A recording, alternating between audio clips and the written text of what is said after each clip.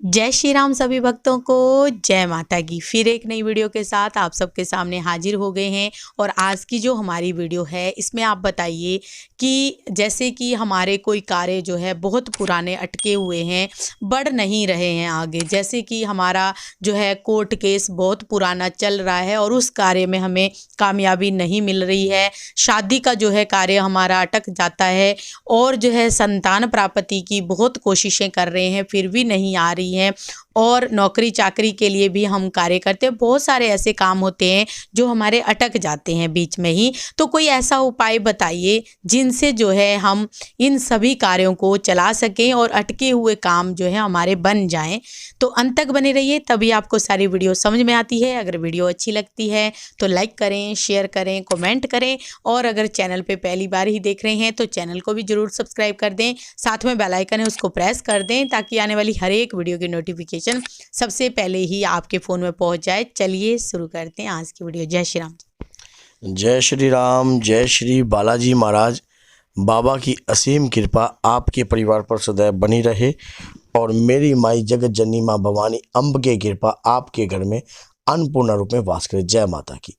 जीवन में उलझनें उत्पन्न हो रही हैं, कार्य बहुत से प्रकार के आपके अटक रहे हैं और ऐसे ऐसे कार्य हैं जो अब तक जिनको आपको पूर्ण रूप से विश्वास था ये कार्य पूर्ण हो जाएगा, लेकिन वो कार्य किसी कारणवश पूर्ण नहीं हो पा रहा। तो घबराए मत, क्योंकि आज मैं आपको हनुमान जी का एक असरदार बढ़िया आपको एक ऐसा टोटका बताऊंगा जिससे आपके बड़े से बड़े कार्य जो हैं क्षण भर में पूर्ण होने लग जाएंगे।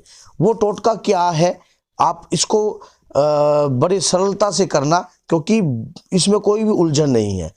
आपने हनुमान जी महाराज के श्री चरणों में आपने कुछ भेंट करना है।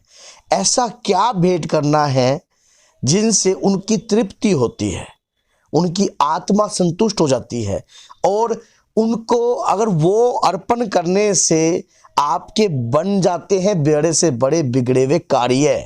वो कैसे? पहले तो आपने क्या करना है, एक जल का लोटा लेना है और अपने कार्य की एक पर्ची बनानी है।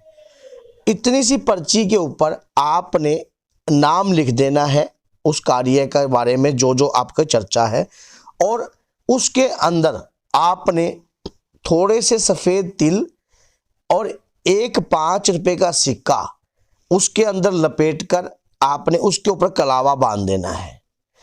और कलावा लाल रंग का कलावा होना चाहिए।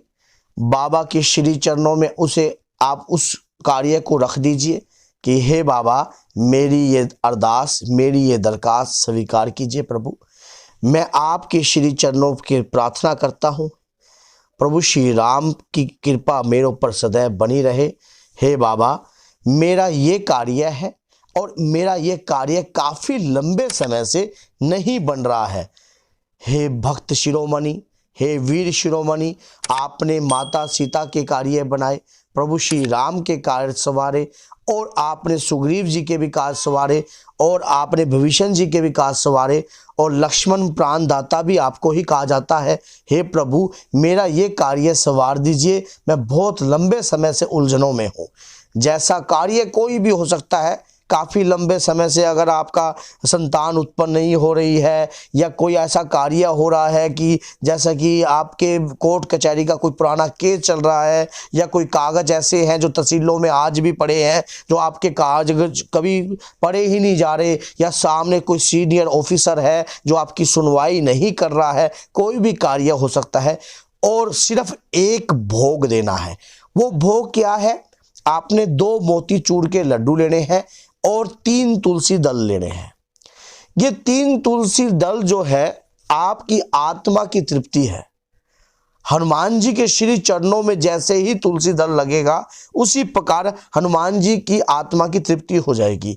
ये उस समय की बात है, त्रेता युग की बात है, जब भगवान श्री राम अयोध्या लौटे थे तो उनका हनुमान जी महाराज जो थे उन्हें बहुत ज़्यादा भूख लग रही थी और माता सीता की रसोई में गए और माता से विनय प्रार्थना करी कि हे माता, मुझे बड़ी भूख के कारण व्याकुलता हो रही है, कृपया मेरी तृष्णा को शांत कीजिए। माता ने सोचा हनुमान जी महाराज, अब वही बात है, अब परीक्षा तो भगवान स्वयं करते हैं। अब प्रभु श्री राम अपने खुद लीला दिखा रहे थे अपने दूत के माध्यम से, तो वहीं पे क्रिया चल पड़ी भाई सारी। उसी समय सारा जितना भी रसोई का खाना था सब हनुमान जी महाराज जो है पूर्ण कर गए। मानो तब भी उनकी जो तृप्ति थी वो पूर्ण नहीं हुई। अब माता तो गई, अब माता तो स्वयं अन्नपूर्णा है। अब फिर भी ये माँ की लीला है, प्रभु की लीला है, अपने भक्त की मानता करने के लिए। अब प्रभु के श्री चरणों में जाकर उन्होंने पूछा कि ऐसे ऐसे बात है, हनुमान जी तो तृप्त ही नहीं हो रहे हैं और यहाँ तक कि पूरी जितनी भी अयोध्या का भोजन है सब हमने खिला दिया है। तो भगवान श्री राम ने स्वयं कहा कि आप तुलसी दल अगर हनुमान जी के को तुलसी दल दोगे तो उसी समय उनकी आत्मा तृप्त हो जाएगी। तब उन्होंने तुलसी दल दिया तो उनकी आत्मा जो थी तृप्त हो गई। और जैसे ही उन्होंने डकार ली, तृप्त डकार जब हमारी आती है ना, एक तृप्त डकार आती है भोजन के उपरांत, तो उसमें जैसे ही उन्होंने डकार ली तो हाँ, वहां खड़े खड़े जितने भी थे रसोई वाले वो सब शांत हो गए कि अब हनुमान जी संतुष्ट हो गए हैं। तो कहने वाली बात यह है, अगर आप हनुमान जी को संतुष्ट कर दोगे प्रभु श्री राम का नाम लेकर, इसमें आपको करना क्या है, इन तुलसी दल में आपने 108 की एक माला जपनी है ओम सीताराम की, और फिर तुलसी दल जो है अर्पण करना है 2 लड्डुओं के साथ। बाद में उस भोग का क्या करना है, उसको आप अपने घर में प्रसाद के रूप में ग्रहण कर सकते हो 15-20 मिनट के बाद।